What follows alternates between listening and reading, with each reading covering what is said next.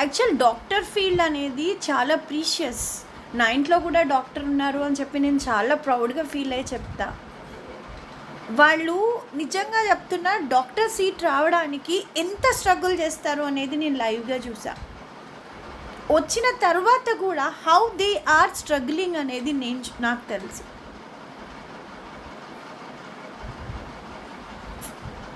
ముందు డిఆర్ రావడానికి ఎంత కష్టపడాలో ఆ డిఆర్ని కంటిన్యూస్గా ఉంచుకోవడానికి పర్సిస్టెన్స్గా వాళ్ళు వర్క్ చేయాలి, డెడికేటెడ్గా వర్క్ చేయాలి.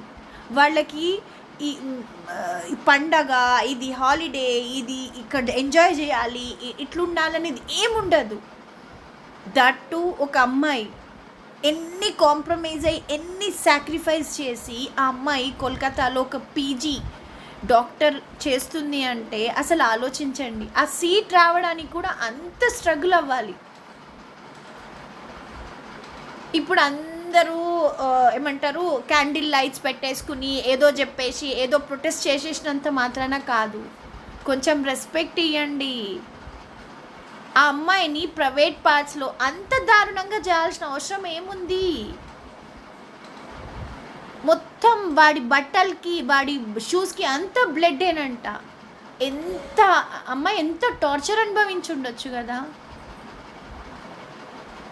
ప్లీజ్ ఇట్లాంటి వీడియోస్ని ప్రమోట్ చేయండి. ఇట్లాంటి అసలు ఏం జరుగుతుంది? ఈరోజు హ్యాపీ ఇండిపెండెన్స్ డే అని చెప్పుకోవడానికి కూడా చాలా షేమ్గా ఉంది. ఇది ఇండిపెండెన్స్ డేనా? ఇదా ఇండిపెండెన్సీ? గర్ల్స్కి వచ్చే ఇండిపెండెన్సీ ఇదా?